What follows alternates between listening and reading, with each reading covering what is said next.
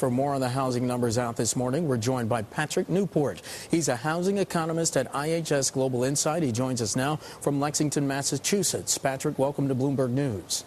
Oh, thanks for having me. Patrick, your reaction to today's numbers? Well, it was a mixed report. Now, the single-family numbers were up. The multis were down. On balance, it was a good report, though. Permits were down, though.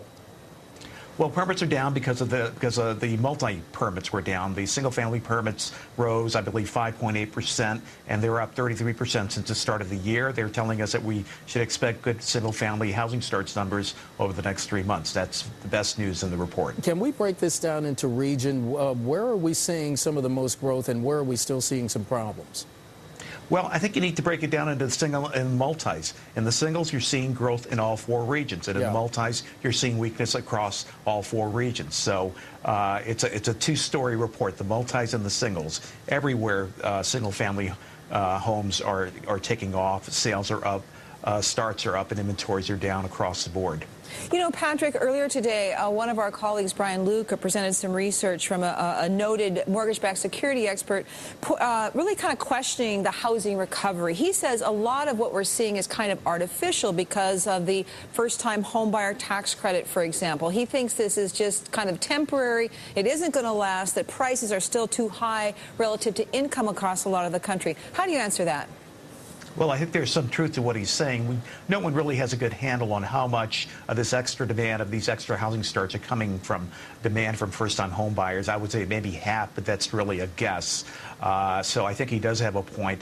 I think most likely what we're going to see is housing starts continue to grow, and then come November, when the credit expires, maybe stabilize for a couple of months and then continue growing, because inventories are coming down and people need homes to live, and we need to build homes for people to live in anyway. And Patrick, is the biggest problem the builders facing still credit at this point? I think that's the biggest problem the builders are facing, but also I think the recovery in the single-family market is hurting the multifamily market, because people are moving away from renting into buying homes, and the first-time credit for first-time home buyers, I think, is also hurting, because it's getting renters to buy homes, and that's one reason why the rental vacancy ratio is at an all-time high. Right. Are multifamilies still nearing a bottom, do you think? Well, they mathematically they can't fall much further. They fell to about 90,000. They were about 400,000 12 months ago. So yes, they may fall lower in the next couple of months, but yes, they are nearing a bottom, because they can't fall much further. Patrick, at what point do you think housing, home construction, is going to add to GDP? Home sales don't really add. The construction does. When does that happen? Oh, I think it happens as soon as the third quarter. In fact, we're going to see single-family residential construction post some pretty strong numbers over the next 3 months, and they may be strong enough for residential construction to start adding to growth in the third quarter.